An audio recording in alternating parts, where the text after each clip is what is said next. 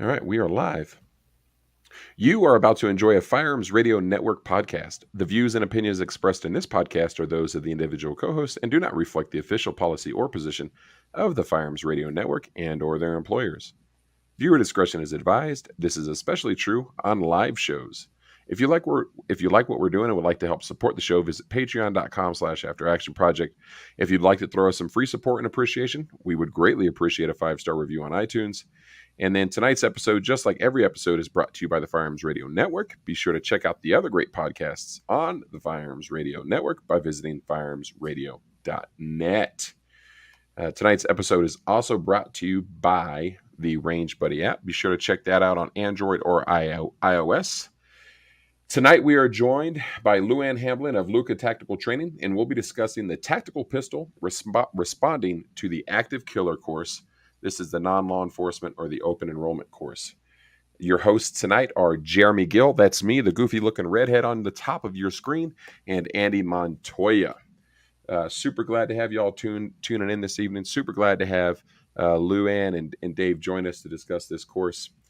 So without further ado, let's get into it. Luann, talk to us a little bit about what got you into the firearms training industry, that world of things, and a little bit about LouKa Tactical Training. I'm a retired police officer, and when I was going through the police academy, I shot fairly well. I have an athletic background, and so I'm somewhat fortunate that motor skill type things come fairly easy. And so I was recruited to come back to the police academy and teach right after I graduated, and I did that after I got through firearms instructor school. Taught in service for years. In 1997, I was recruited by H&K's International Training Division through John Meyer, and had an opportunity to work with some of the finest instructors and being groomed by some of the finest men that I'd never met at H&K, and worked there for several years, and also met some other people along the way through ILFE. And just had like I said, an opportunity to work with some of the greatest instructors of their time in the 90s and mid 2000s. And in 99, we started LouKa Tactical Training, myself and Kathy Vonk. And we were actually both working at H&K at the time. And as we continued to train throughout the United States, we ran into some very talented women in law enforcement. We started snatching them up, recruiting them, and had an opportunity to develop some of them as well. And I've trained with people from all over the world through the International Association of Law Enforcement Firearms Instructors, International Law Enforcement Educators and Trainers Association. I have trained in different parts of the world, and I'm going on my 29th year now. So I've been around for a while, and I've seen a lot of things change through technology, world events, other people's experiences, and I've seen also a lot of things stay the same.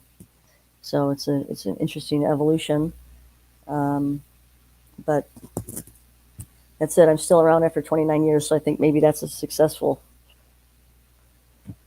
So maybe if that's the element of success, longevity, then I'm happy to still be here. Yeah, that's awesome. And it's not an easy thing to do in this industry. You know, we joked around last week on the podcast about there was a newer instructor joining us as the guest student, and he was like, "I'm not sure why I got into it." I said, "Well, you know, it's for the riches and the fame, don't you know?" Yeah, that's what everybody does it for. Yeah, it's glamorous. We're all still waiting. Yes. Yeah. Very glamorous. Yeah, and then one day you wake up and 15 years later and an overnight success. So, Dave, talk to us a little bit about your background in the firearms training world and what brought you to the tactical pistol responding to the active killer course. Sure. Actually, I took it 3 times. So we had my wife's a police officer, works for a town here, and they actually had they put it out to all the local departments in the area, like county-wide. So that's, I don't know, 30, 20, something like that. But so there was some police officers and also civilians. So I contacted a bunch of my friends and said, hey, there's this class. And actually, my friends are actually police officers too that took the class. And so it was kind of a, hey, if you can go do something where you can learn and have your friends there, then you're gonna have a good time, right? And so that was 3 years in a row. We didn't do it this summer, but the past 3, I went every year. But so that's how I learned about it. And as far as how I got into shooting and doing competitive shooting, I had my best friend from high school in like 2010. He lives in Colorado now, but he's like, hey, there's something called USPSA. You should really go check it out, because we would both still talk, and we were into shooting, but not like a move and shoot type, as a sport. We had never done anything like that. It was always just a static range, go to Bass Pro and shoot. But so I looked it up. He goes, oh, and it was a Halloween match. I had a blast. So I'm like, oh. So I looked it up, and it was in McHenry near us. There's a chapter for USPSA, and so I went with my wife, and we went to check it out, and liked it ever since. So from there, that was 2010. I had missed the Halloween match by 1 week, because they usually do them a little earlier than Halloween. So I missed all the fancy stuff they had for Halloween. But since then, I've gone to several Halloween matches. They're a good time. But yeah, just I've kept up a lot of training, a lot of dry fire, going to classes when I can, and was in a couple shooting leagues, which really helps you get your skills up, because you put them to the test. But that's kind of my background. And then Luann's class was a 2-day class, so it's 16 hours of training, and you really learned a lot. There was a lot of distance, and it was like every shot was a precision shot. There was no just spray bullets down range. It was everything matters. And I don't know. I'll let her tell you a little bit more about the class, but then I'd be happy to tell you about the scenarios is what made it, like, it's easily the best class that I've taken, and it's because it's very scenario based. But I'll let her tell a little bit more about it. Before we continue, I just random thought Yeah. while you're talking about Halloween match.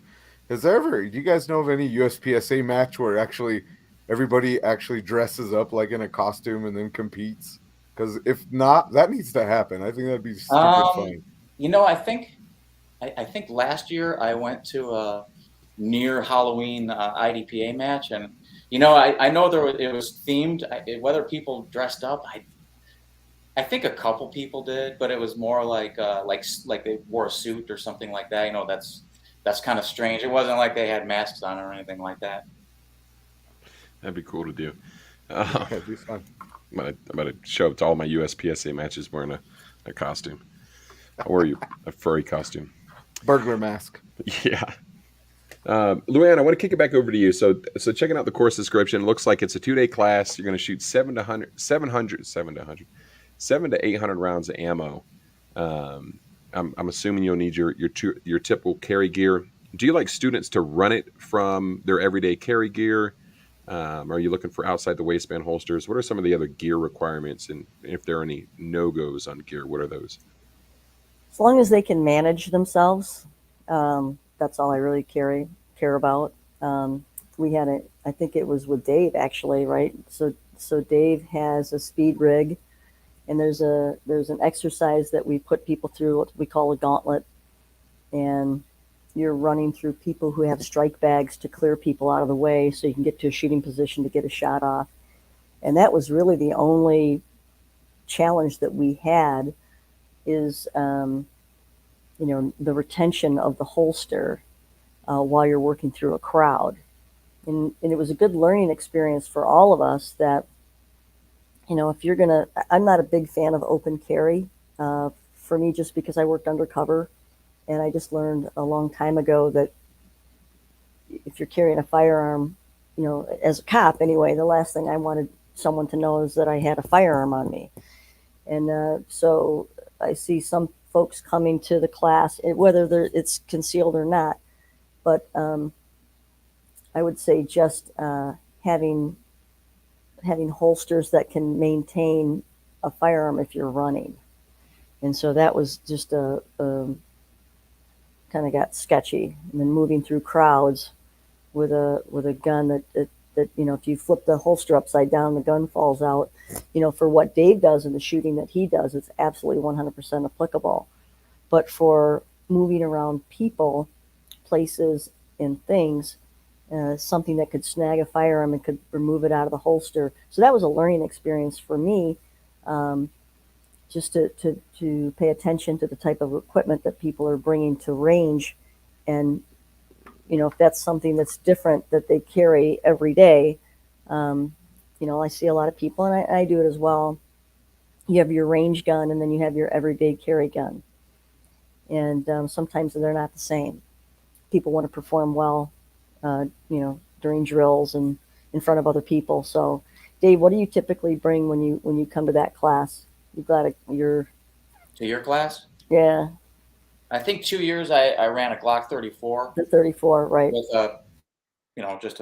it was a compact holster and a belt with a drop down, because I have long arms, so I can just grab it really fast. Yeah. Like he's fast as hell too, gentlemen. I mean, he's smoking. That is, as far as like carry or, any kind of concealed, I would love to take the class again and do like everything concealed. But like you said, you always want to have, use your fun gun at the range, right? But Sure. There's actually my best friend again. He turned me on to a really nice holster from Safariland, like an 870 or so. It's not that, but it's something like that, or 578. But the your middle finger, so it has retention. Your middle finger. So if you go to do your grip, right, your middle finger releases the retention.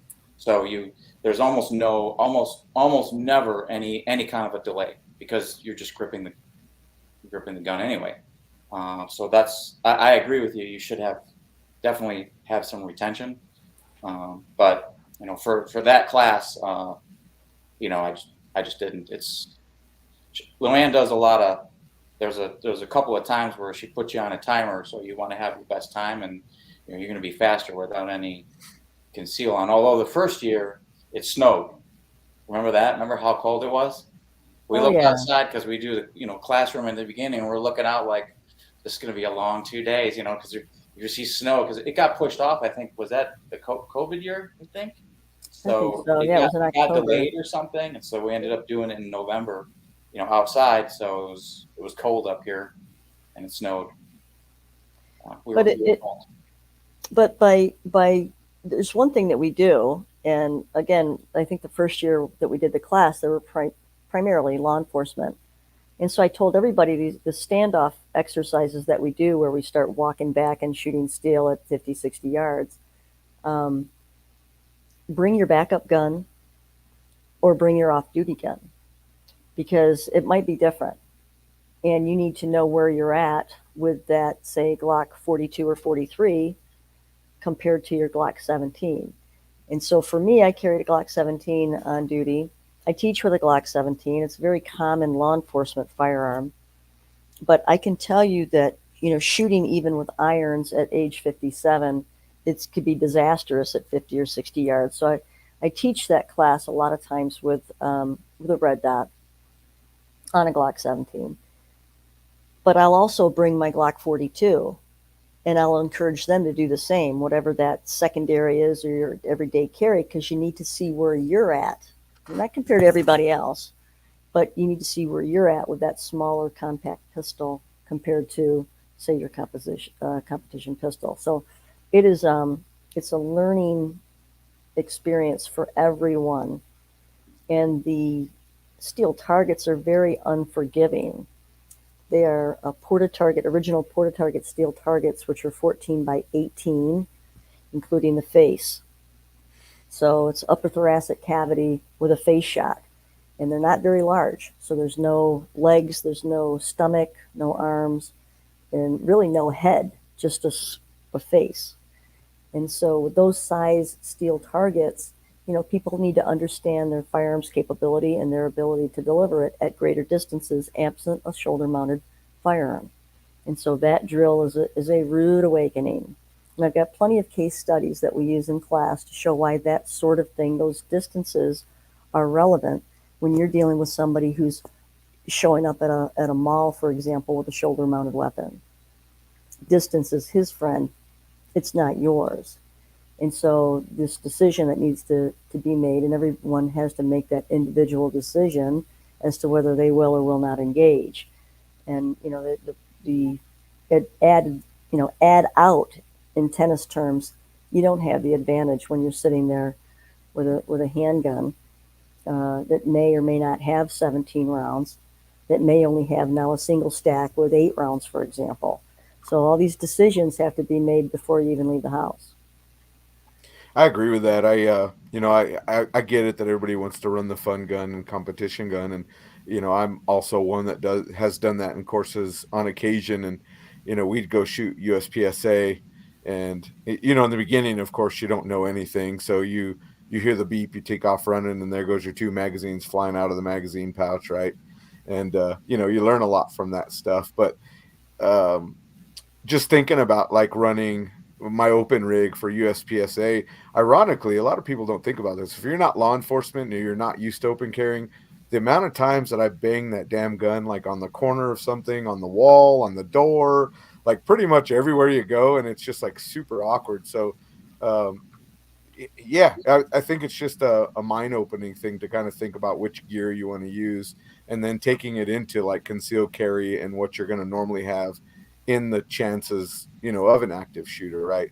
But let me ask you, Luann, what about, are there any holsters that you restrict, like the infamous Blackhawk? Do you limit any of those firearm or any of those holsters, or is it just pretty much whatever you bring, we work with what you have and see if it fails or works for you? Yeah, I don't see a lot of Serpas nowadays. If I see a Serpa, it's on a cop who's reaching the age of maybe 55 or 60, and there's no switching gears, so to speak.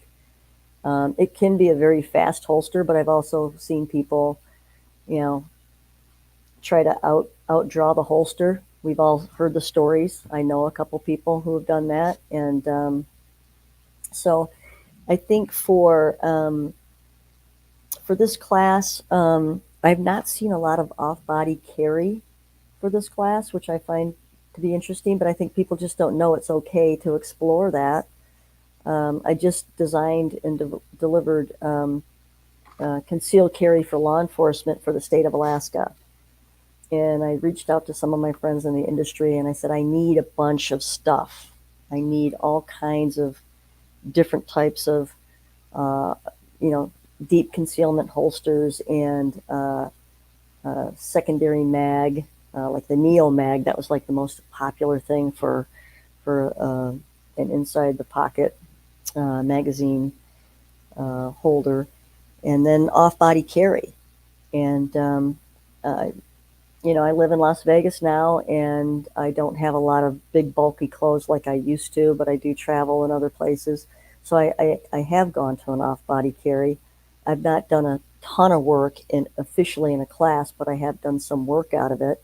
And if you prep the zipper accordingly, you can actually get the thing out and do some work with it. You're not going to be as fast as appendix carry, but everybody has to make these accommodations, and so that's the one that I make. But I don't see a lot of off-body, and I don't see Serpa holsters with civilians. I just don't. They're a better educated end user. They are, compared to a lot of law enforcement that I've dealt with over the years, more motivated. It's a different culture. They live for it. Where a lot of cops, as soon as they get home, the first thing they want to do is get that thing off of them. And so I have not done a lot of non-law enforcement, non-military training. I'm going to say 2019, I really started to get requests as a result of the Girl in a Gun work that I was doing, and the phone started ringing for that sort of thing. But in the last 4 years, I can tell you, like last year and this year, I've done more civilian classes than I have law enforcement. So I've really gotten my eyes uh, filled. And this year I did this class, a 4-hour block for Tom Givens and his folks at TACCon. And you talk about some people coming ready. These folks are serious. This is their lifestyle. They live for it. And some really great shooters. I mean, it was a blast. I just had such a great time with the people that showed up for class, highly motivated and great equipment. And I mean, I learned a ton. You know, I had my ass handed to me more than once. I'm good with it, you know. That's awesome. I started, Andy still gives me a hard time, but I started carrying off body the last few months just to familiarize myself with it so I can, I guess, do a better job speaking to the pros and the cons and what does it actually look like. I'm running the Burdix SOCP fanny pack, which is a very nice fanny pack. You know, it allows me to carry my Glock 48 with the Holosun 507K on there. Right on. But what I'm really kind of excited for, and I don't know if I can justify purchasing another fanny pack, because how many fanny packs does a boy really need? Yes. I mean, you know. They have Shield Arms is releasing. It's called their junk sack or something like that. But it's a fanny pack. That's an attractive name. Yeah, but it's a little bit taller, so you can actually orient the pistol in there as if you were carrying appendix. Because right now mine has to kind of sit down at like a 45-degree angle or whatever. So I'm kind of interested to get my hands on that and see what that does as far as speed and efficiency of draw. Looks like they have a pretty effective rip zipper system that'll allow you to, instead of pulling your shirt up, you basically pull the fanny pack down and can get to work there. But back to the class, over the 2 days, the 700 to 800 rounds, what are some skills that you're really wanting your students to walk away from this course having? Trigger management, trigger discipline. We're stepping out away from the target. We're shooting whatever the range can allow. Like I said, I have plenty of case studies that could point to having just solid marksmanship foundational skills. Everybody wants to run and gun, track and field, but if they can't put the round, on that piece of steel at 30, 40 yards, 20 yards, 15 yards, then they've got no business moving with a pistol in their hand if they can't do everything stationary. And just sound fundamentals and being again disciplined. So we do drills where we add a front stop. So firearms, safety rules, know your target, backstep, and beyond. Well, in an active shooter type situation, you may have people running all over the place, and you may have people getting in front of you and that target.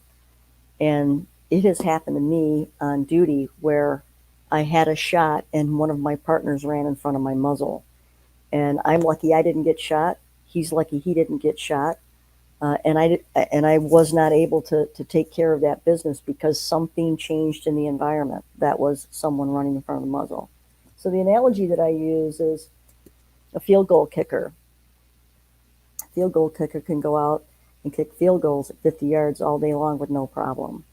But as soon as you start putting players in the field, it changes the dynamic. Everything changes. Now you've got linebackers that want to, get a paw on that. You've got movement. You've got all kinds of different dynamics that are happening. There's noise. There's chaos. So we create that chaos by putting bobbing targets in front of the steel. And the first drill that we do, creating that chaos and complexity.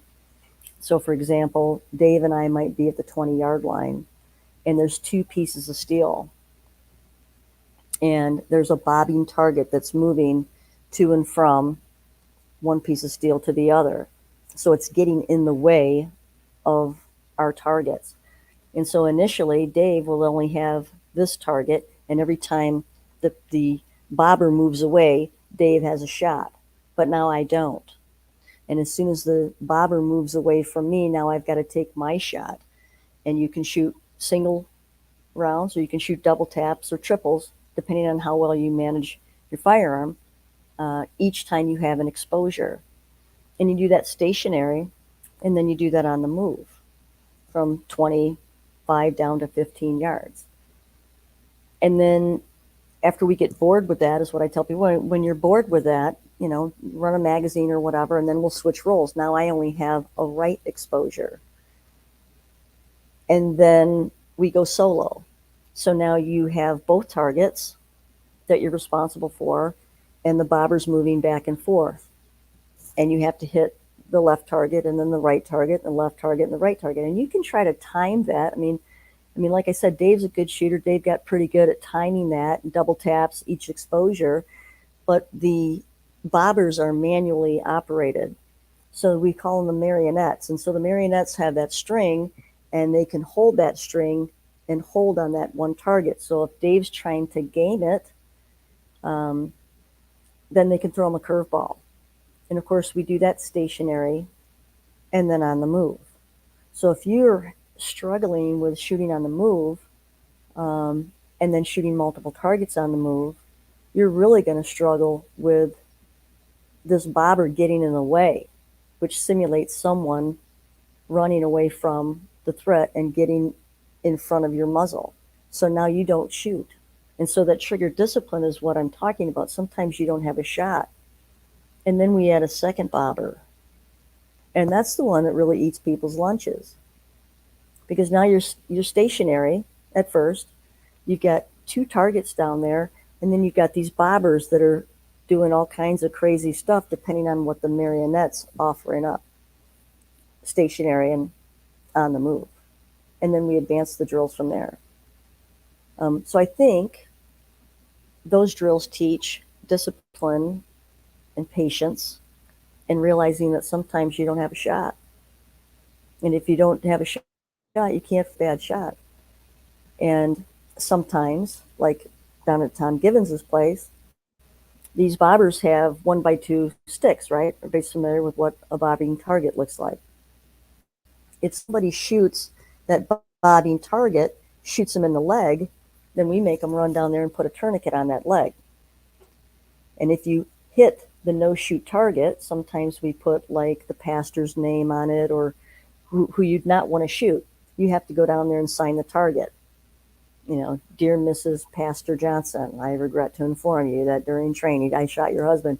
So there's consequences to shooting the target, and sometimes we have fun with that. Now, hopefully, people have fun with that. But we're trying to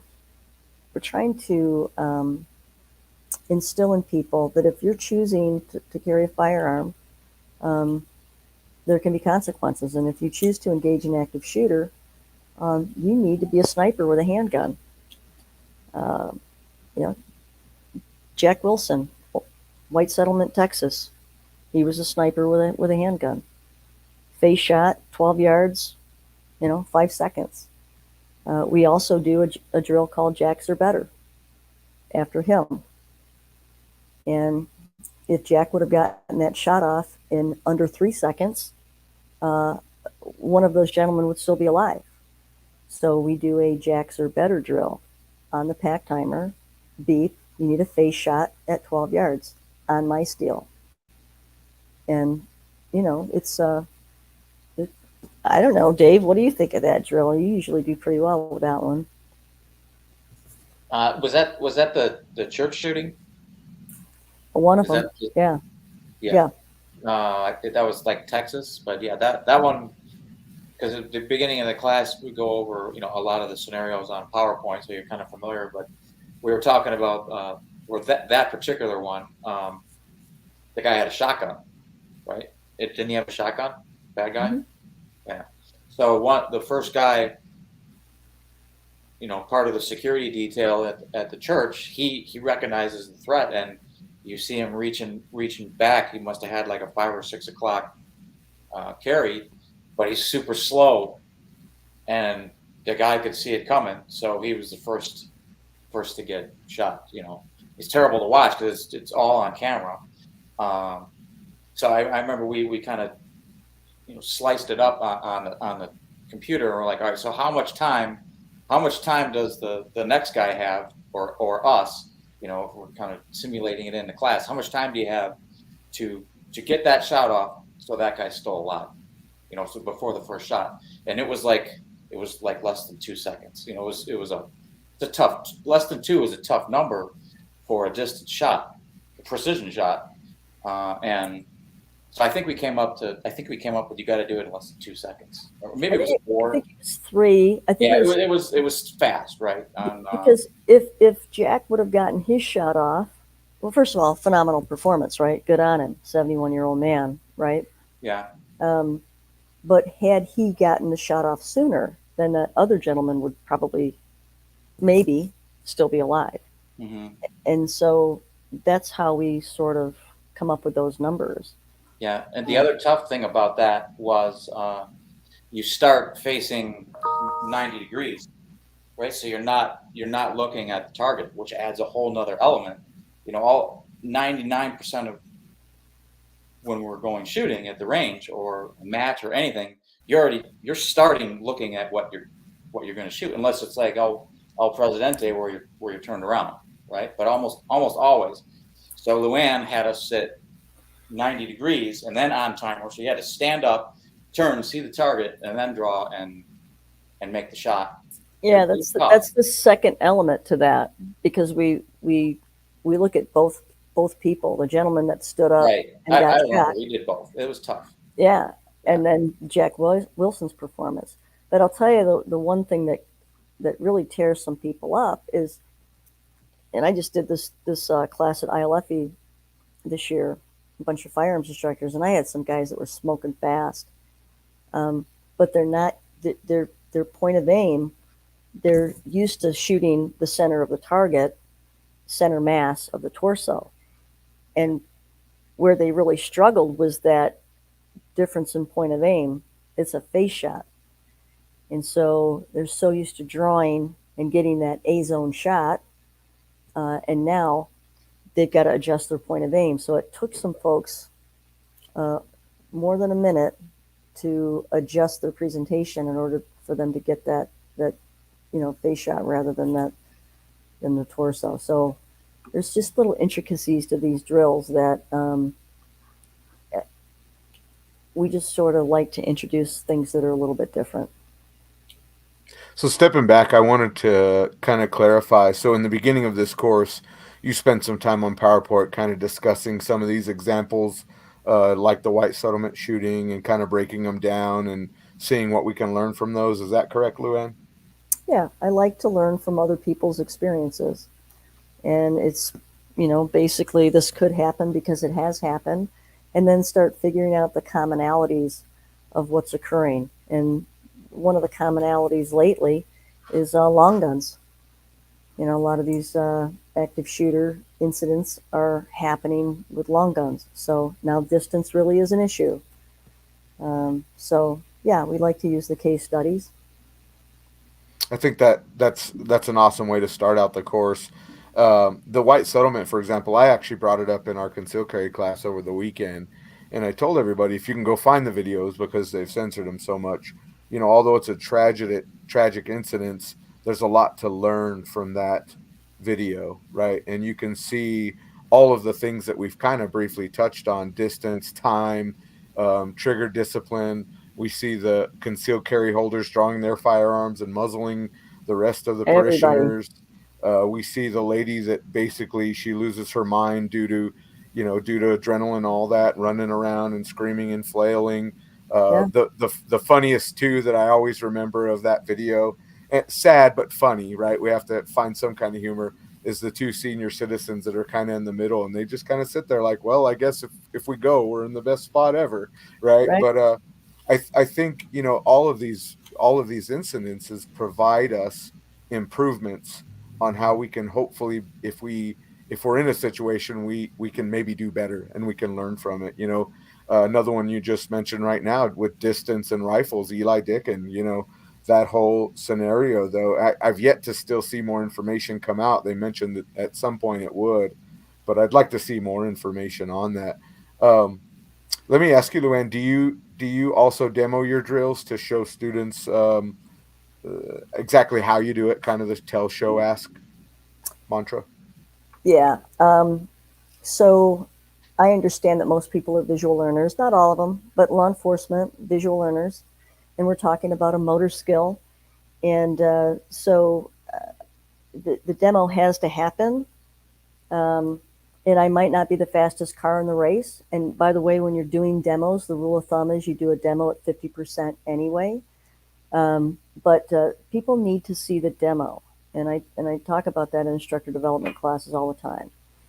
And if you can't do the demo, somebody needs to do the demo. So sometimes I'll put a participant up to shoot a demo. I've used Dave before. Hey, Dave, let's see how fast you can do that drill. So I'm just a strong proponent of shooting the demos. And I will normally shoot them.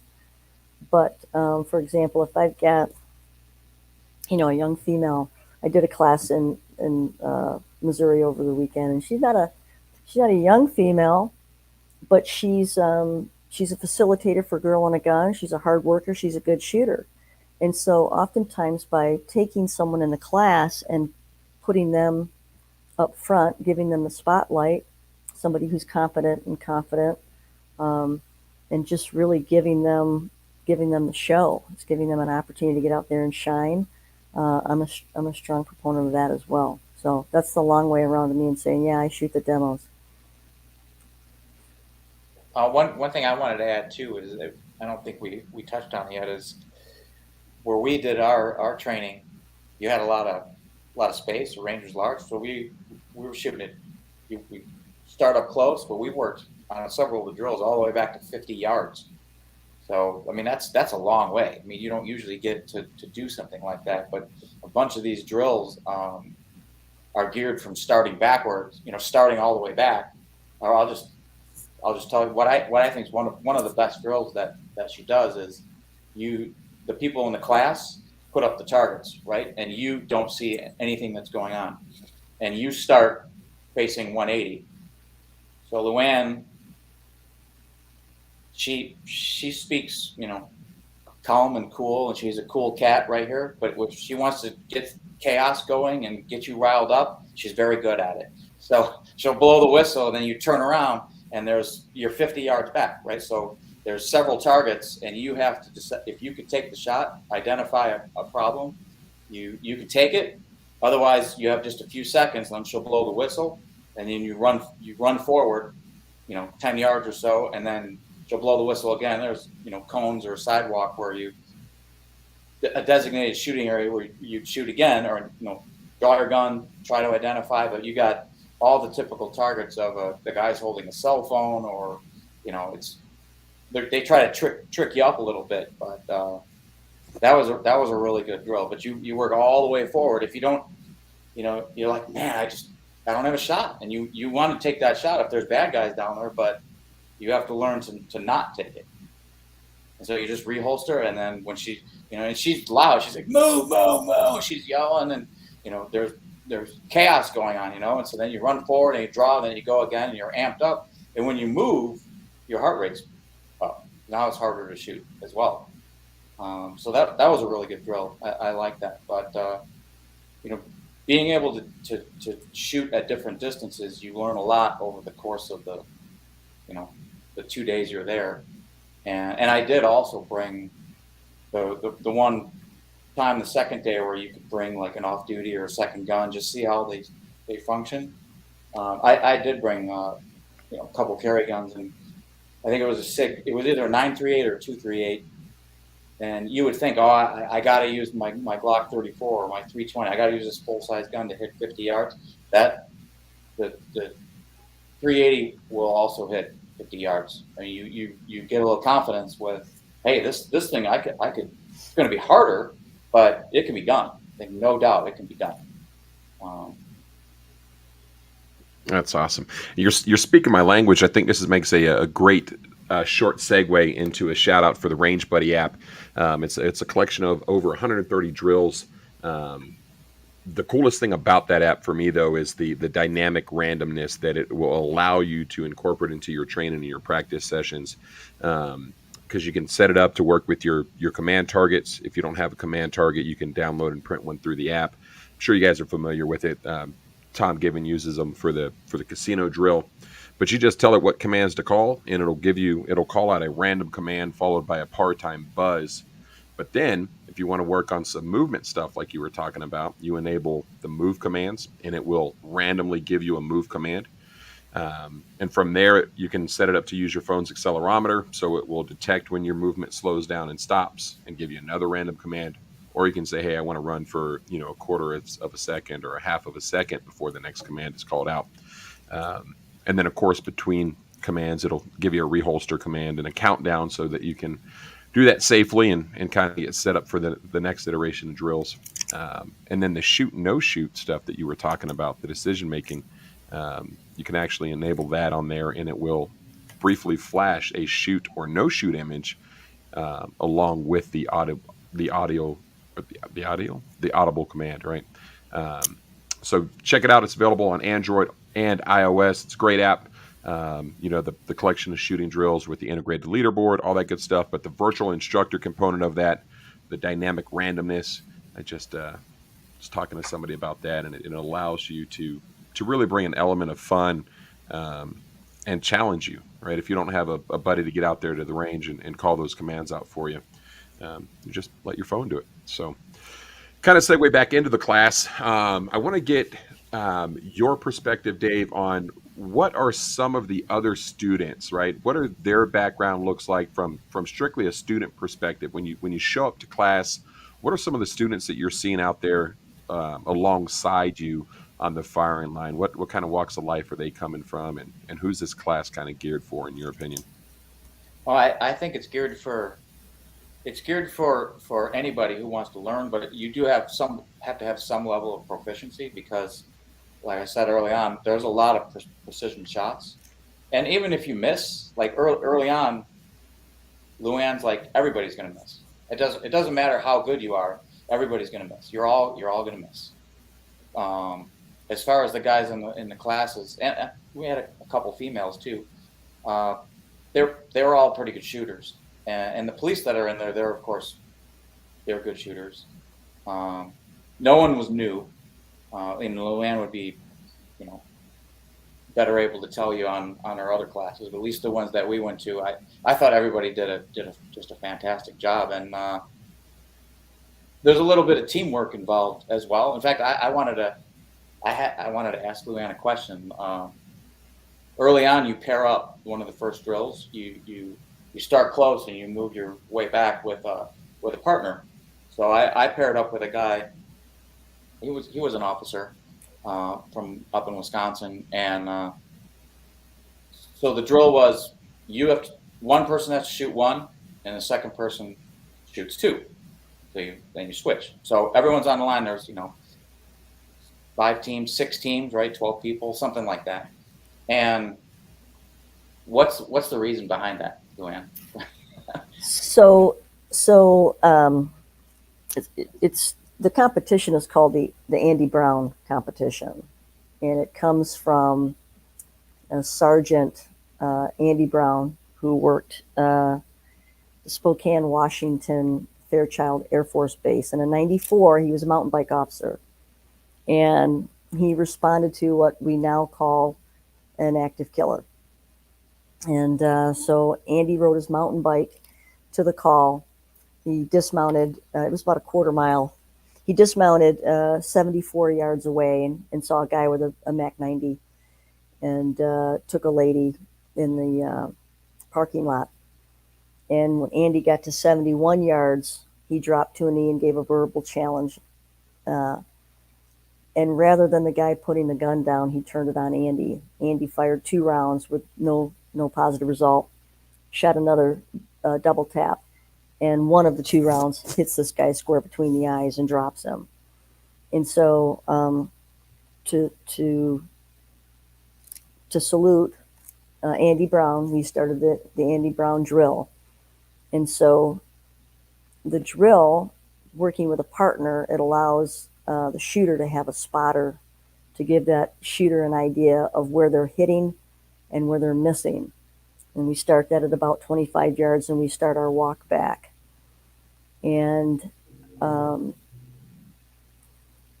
lot of times I'll take a cardboard backer and I'll put it behind the steel if there's not a good enough berm that will tell the spotter and the shooter where they're missing.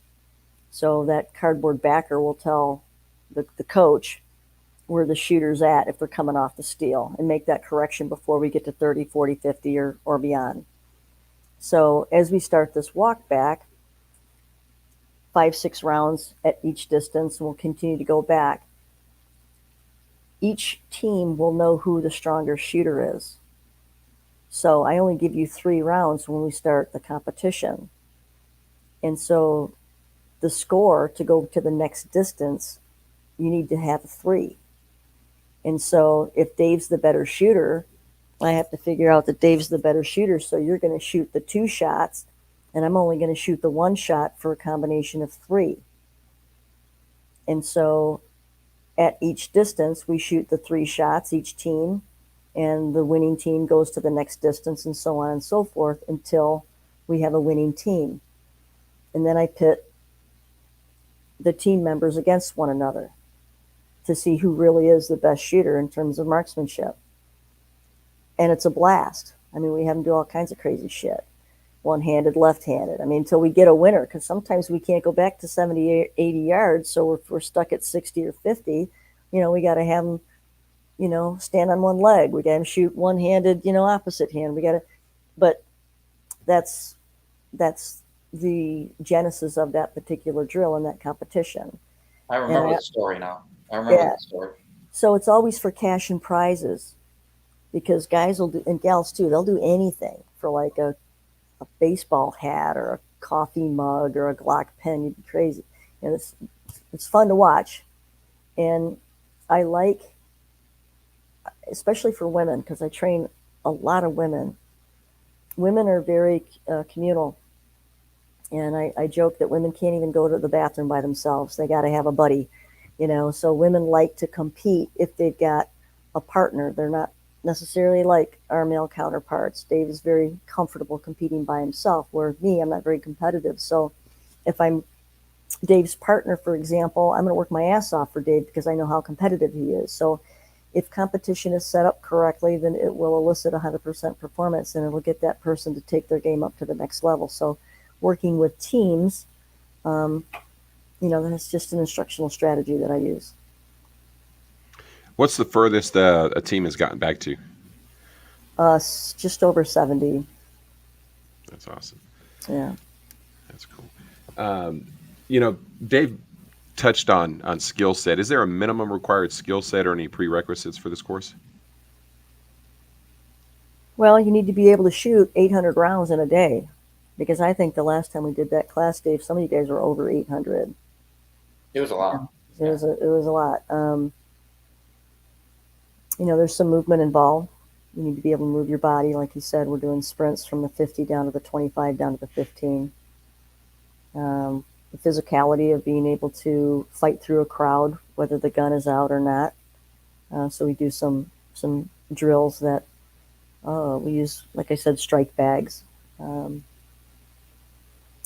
just, I think one of the biggest things is just be comfortable in the training environment, because it's not a beginner's class. And sometimes when people show up and they want to take a higher level class, but they just have not, they're trying to jump, 4 steps ahead of where they really need to be. And I feel sorry for some people that and I'll tell them, you're literally just throwing rounds down range. I mean, I'll grab a handful of rounds out of a magazine and I'll just throw them. I said, you want to throw rounds down range? Here, let's throw them down range, because that's all you're doing. And they don't want to listen. There's some certain things that you absolutely need to do with a trigger in order to hit your intended target. And whacking the shit out of it's not one of them. So just saying. Press it pretty like a figure skater, not a hockey player shooting a slap shot. You try to get them to do something different than what they've always done, or they're just going to fail miserably. And so that's where I get a little frustrated. And we'll do the exemplar drill on the line, and we'll talk about grip. And if you want to hit your target, then if you want to shoot like me, then you literally have to shoot like me, and that's slow down on your trigger. This is it's a sniper shot here. So what was your saying? Press the trigger like what? Like a figure skater, pretty, not like a hockey player, violent, I rough, like that. slap shot. One of the things that I use, and I'll tell people that are kind of jerking the crap out of the trigger, and their grip isn't quite there, I'll tell them a gun is like your wife or your husband. If you tell them what to do, they're going to fight back. If you ask them what to do, they're going to listen to you, and it's going to do what you want, right? And I was saying that in our range day yesterday, I believe it was, and I overheard Jeremy say something about Andy and his euphemisms or something. Maybe Jeremy could clean it up, but it just kind of, I always Andy listen. and his hippie bullshit. There you go. And it was something like that. I was trying to clean it up, but I always try to come up with something like that to kind of bring it in of like, we can't just do this just to do this, right? There is a method to why we're doing this, and especially when we start shooting at distances. Would you agree, Luann? Yeah, I mean, we do drills that we refer to them out of sports psychology in the world of human performance, which I have a master's degree in that.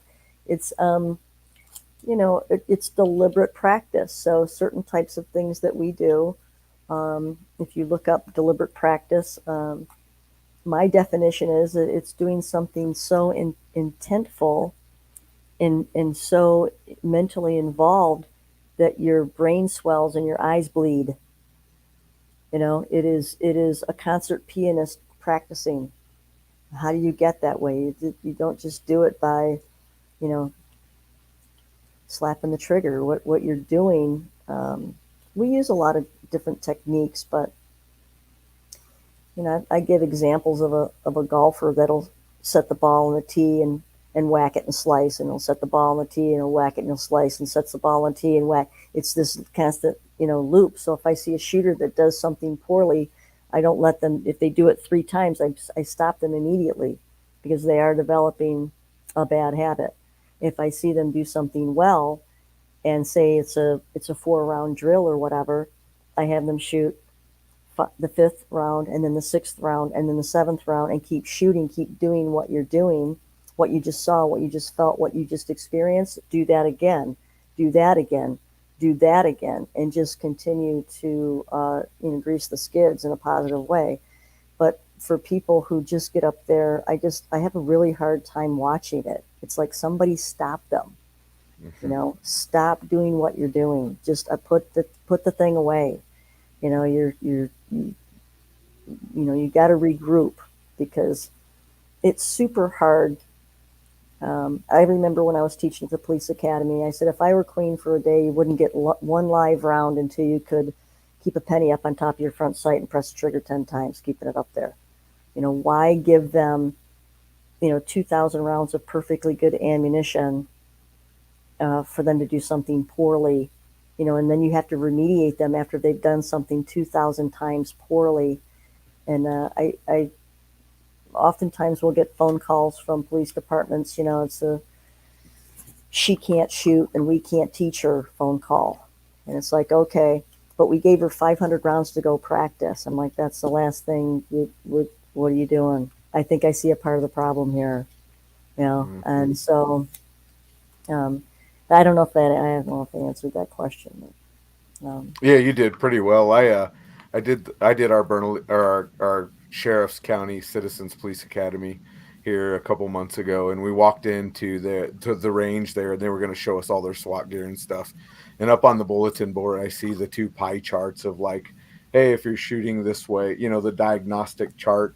And I kind of ribbed the guy, and I was like, hey, please don't tell me you guys use those. And he's like, here's the mouse. Do you want to teach the class? And I was like, no, I'm not trying to be like mean here, but I'm like, do you guys really teach that? And he's like, well, there's some things on there that kind of help diagnose. And I was like, okay, I'm going to move on from that. But Luann, here's a question for you. Why do you do it? Why do you do what you do? I just don't know what else I would be doing if I couldn't. You know, I've been working since I was 5 years old. My mom and dad are farmers, and I guess I was just born to work. And I just don't know what else I would do. And I remember having a conversation with Vicki Farnham 2 years ago. I said, if I could just make it to 60, I'm just going to, 60, I think I'm going to reevaluate. And my body's getting tired. I'm tired. And she says, and then what? I'm like, damn it, Vicki, don't do that to me. What do you mean? She goes, then what do you mean? You're going to work until you're 60, and then what? You just go out and do exactly what you're doing for free? Mm-hmm. I'm like, you're just going to stop. And yeah, and then what? Sit in the rocking chair? Yeah. Yeah. And I'm like, I'm done talking to you, Vicki. Don't talk to me anymore. Yeah, it makes sense. I don't know. I just, it's just what I do. There's other things that we do. Mountain bike instruction. I've been teaching mountain bike instruction for probably, 25 years or so. It's another psychomotor skill, right? I taught driving in the academy, PT in the academy. It's just, I really don't know. I just don't know what I would do if I wasn't. Fair enough answer. You got to come down here to New Mexico, to Angel Fire, New Mexico. I guess from what I hear, we have one of the best downhill mountain biking courses here in the United States. You got to check that out. But Dave, same question for you. Why do you go to classes? Why do you do this? I like it. I enjoy shooting. I have for a long time, and we're coming up on our 20-year anniversary. My wife, one of our first dates was she took me shooting, so that was kind of fun, and we do it together. So that's romantic. Some people go on. Well, we do go to the movies too, but some people do movies date night. We go shooting, So we're already talking about going this weekend too. So, it helps to have your wife like to shoot too. But you guys get each other guns. Friends, it's me, it's my friend. That's the people I hang out with. Do you get each other guns for Valentine's Day, Dave? You do, don't you? No. Case of ammo. That's okay. That's always a winner. Some people golf, or some people, do whatever for their sports. But we just like to shoot. And you know what? You watch there's a lot of good information on YouTube too. So it's not. You could always be sucking information in. It doesn't have to just be going to a class. You just talking to all my friends. That's all we talk about. And I have other friends. We do other things too. But when I'm together with my shooting buddies, that's pretty much the conversation all the time. And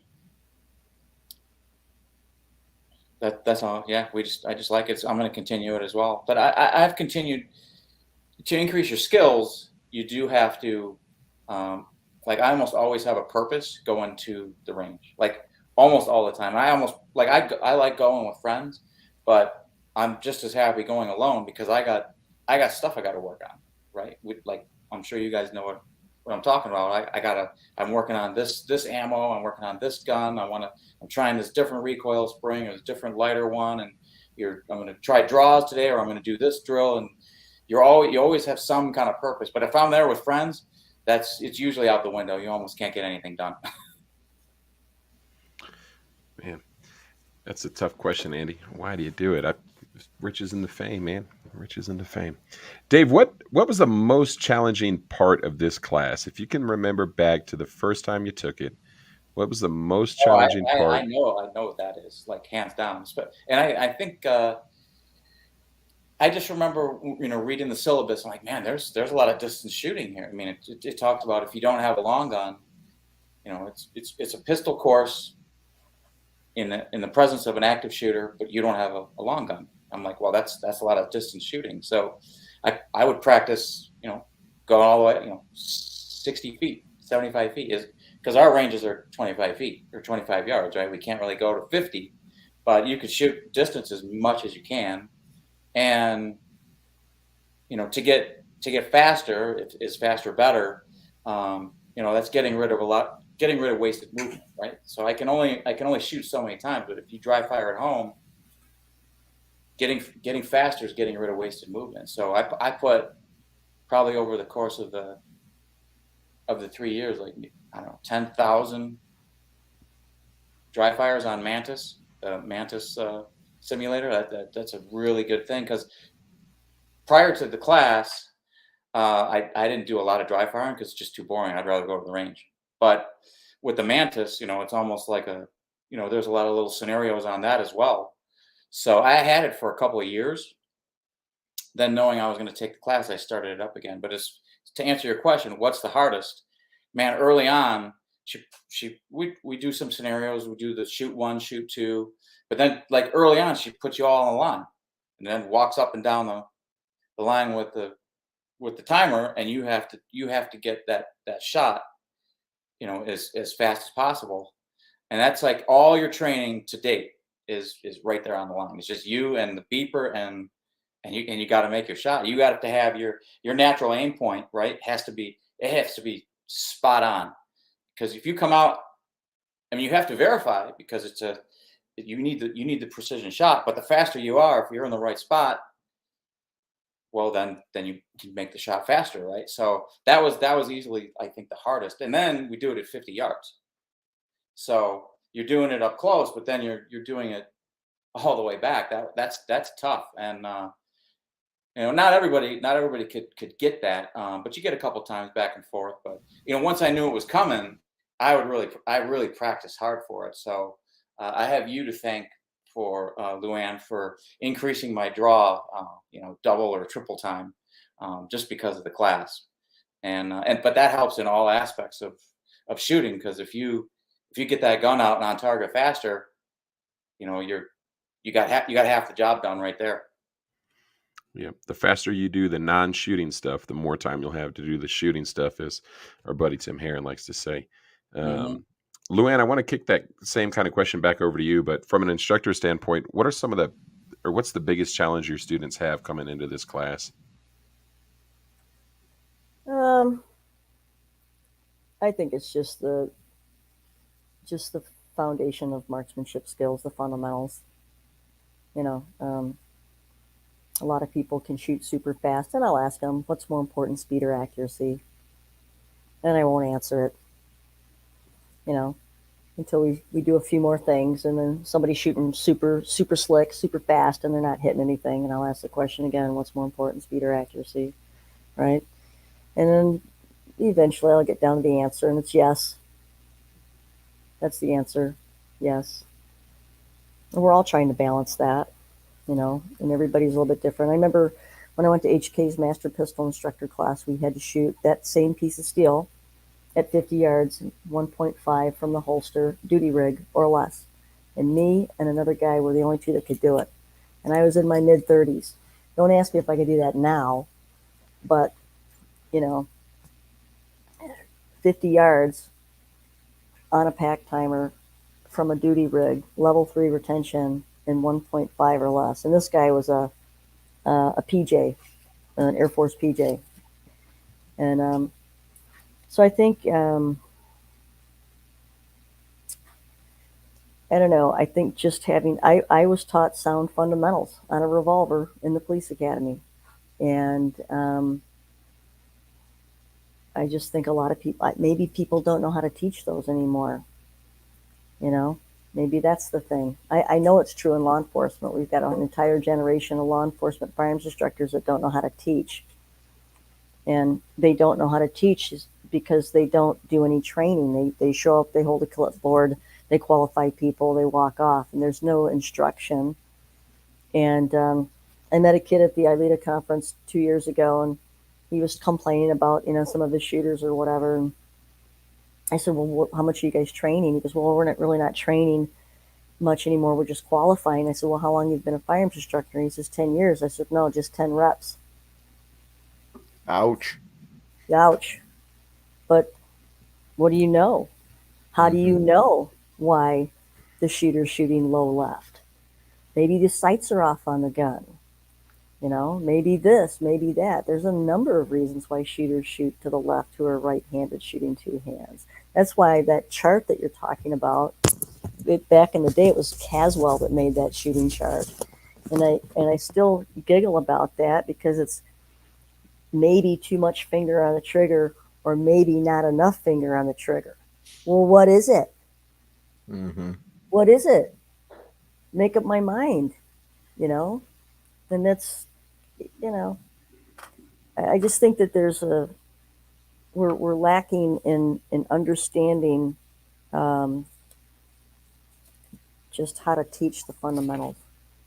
And I'll tell you, I've probably trained more women behind a pistol in law enforcement than anybody, and 6,000 and counting.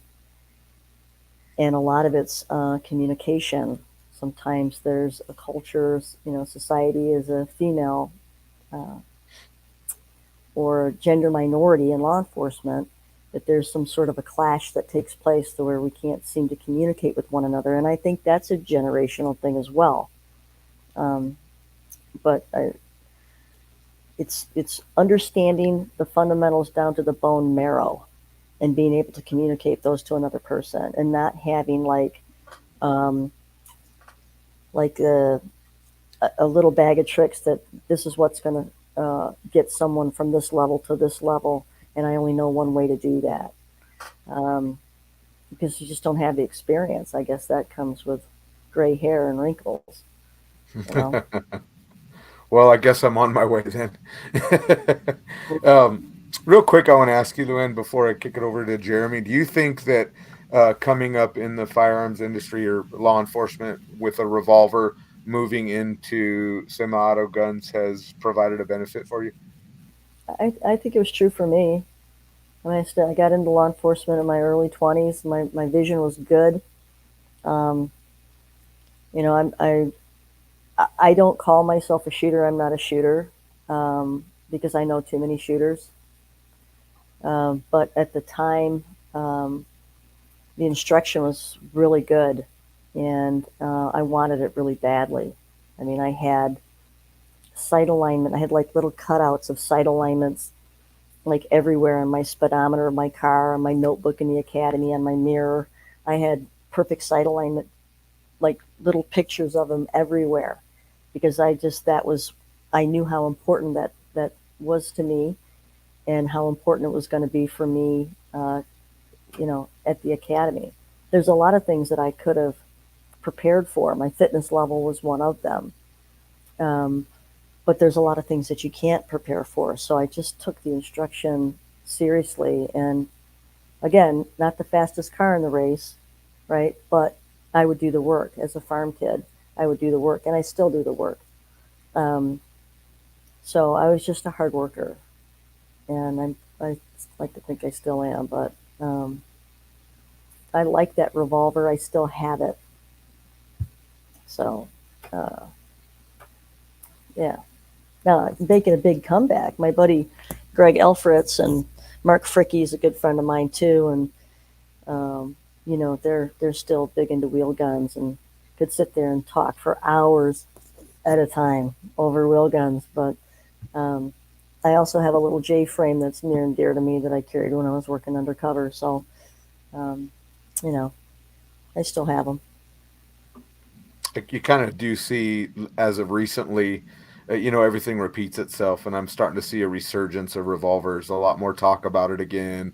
A lot more. It's one of the Facebook guys. I can't remember who it is. He just did Range Master again for the second time, and he said he's going to do it all revolvers. So I do see that resurgence in it. So it's interesting that you bring that up. How fun is that? You know, it's fashion. Training's fashion. You know. Spalding is also a good friend of mine. He's like, none of this shit's new. None of it's new. None of it's new, you know. Yeah, like, you're right. Wrong. Best impression ever. No. He is not wrong. No. And there is, I don't think there's a better tool for teaching somebody how to properly run the trigger than a old double action revolver. Yeah. Like it is, Yeah. So, hey, before we jump off here, I just wanted to get some insight. How has this course evolved over the years, or your style of instruction evolved over the years? Well, the course, again, began in mountain bike, right? And a lot of it was because of Andy Brown and that incident. And I would say to mountain bike officers, unless you can pedal 11 or 1200 feet per second, then you need to be proficient with your handgun at these distances, right? And then in 2005, I designed some training for the city of Fort Worth, firearms and tactics for the school resource officer. So that same sort of environment, those long hallways, those types of engagements, parking lots. And then it just went a step further into active shooter in churches and parking lots. And, there's an incident in Wisconsin, right, where there was an incident, an active shooter at a church, right? I can't remember the city. Dave, you might be able to. But things continue to happen, and the environments continue to evolve. Malls. So how I've evolved is when I was younger, in my 30s, is probably when I was doing my best shooting. I was working for the International Training Division, but I was also somewhat, I would say, cocky. So in my 40s, I really felt like I was actually kind of knew what I was doing. So it took me a solid 10 years for me to actually feel like I could actually do this, right? I was still on the job. So I had two different domains covered, right? I had the psychomotor skill domain covered because I could do everything and well. I had the knowledge piece covered because I was still taking a lot of classes, and I was still being sent to schools, and I was still doing a ton of research and designing for, other agencies and states and stuff. And then in my 50s, I think my skill set started to, like, I joke, I say, when I was 47, my front sight ran away with a neighbor, and I haven't seen it since, because it just, so my skill started to deteriorate, but my affect, my attitude has only gotten better. I've become a much nicer person than I was in my 30s and my 40s. And I feel like the knowledge piece is there too. And I'll tell you why. 10 years ago, I would have said, I'm never going to teach civilians. I want nothing to do with it, because of a lot of the things that I'd seen over the years, right? And I didn't want to be associated with any of that. And so I came in kicking and screaming. And it's because of Girl and a Gun, and it's because of people like Dave, that I look forward to every single class, because you guys drive the market. You are the reason that there are such amazing holsters out there and options, and the training is so competitive, and just the general equipment. Nobody cares about law enforcement. We are a minority now. Like, companies are not looking to law enforcement for expertise anymore, and they haven't for quite some time, because we're not. When it comes to concealed carry, they don't know jack shit about it. So what I learned designing this class for Alaska is that, when going to Tom Gibbons, going to TACCON, it's a very mature user group, and I learn something every single time I have the opportunity to teach and train with these people. And so it is. I'm just kicking myself that I've waited so long to find myself there. And friends of mine, like, Masayub, he's like, you really need to go in this direction, man. I'm like, I don't know if I'm ready. I don't know. I don't know if there's so many other people out there. I don't know what I have to offer. But to me, it's not about that anymore.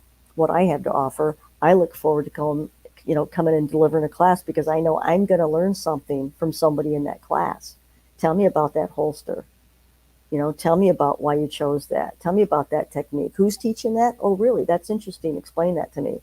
And it has opened up my mind and my heart in ways that staying just in that law enforcement track never could. So it is thanks to the education. That's all I have to say about that. That's beautifully well said. I know we're about the hour and 15, hour 20 mark, and you guys are a little bit ahead of us in time, and you're going to be up in the morning teaching. So I'd like to get you guys the rest of your evening back. Before we do that, is there any parting advice that you have for our listeners? And Dave, will kick that to you and round it off with Luann. What parting advice do you have for our listeners? Oh, I would just say that if you get the chance to take Luann's course, I would. We only touched on a few of the scenarios, but there's really a lot of them. I mean, there's too many, and you want to keep them kind of secret, right? So we talked about some of them, but I could talk another hour, no problem, and going over them. So I highly recommend try to take the class.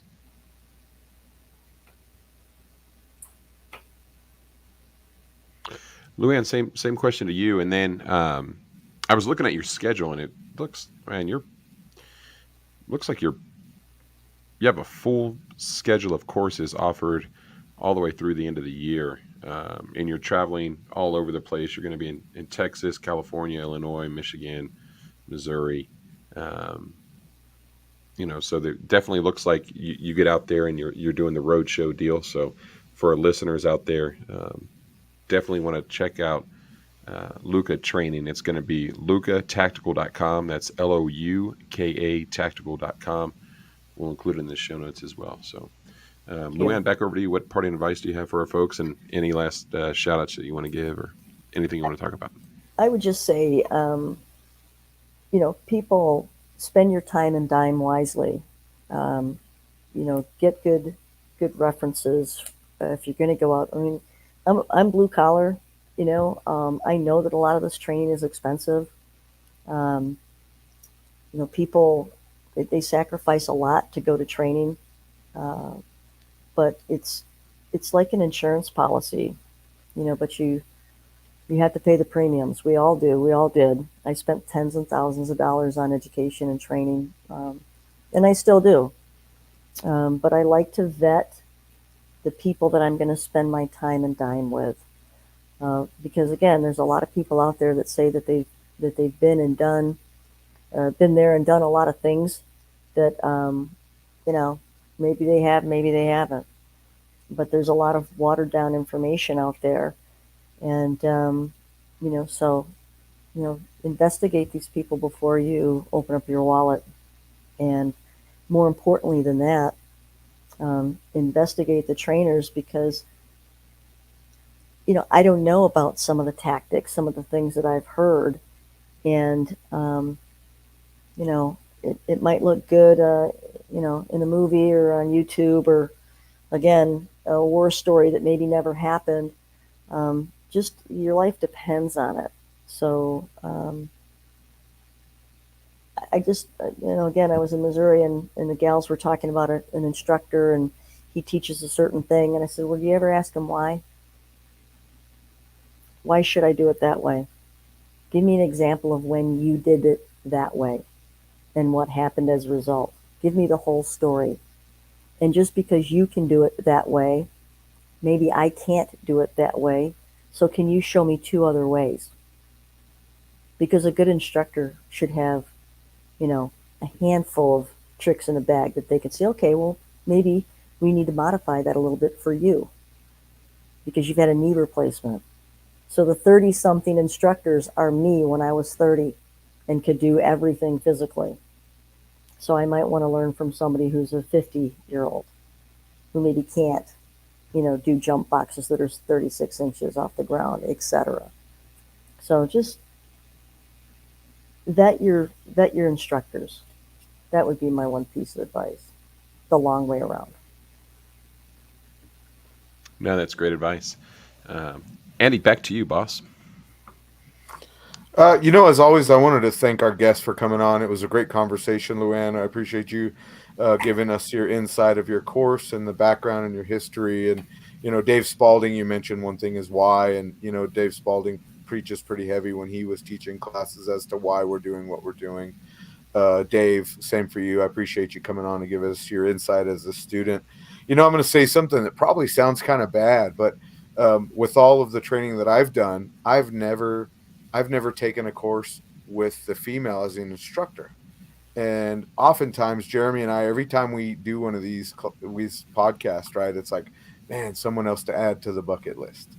This person I want to train with. And I don't know, Luann, I kind of feel like you're probably going to be seeing me in one of your classes here soon, because I'm super interested on what you have to offer. All of the things that you've mentioned really intrigues me. But it's a little different.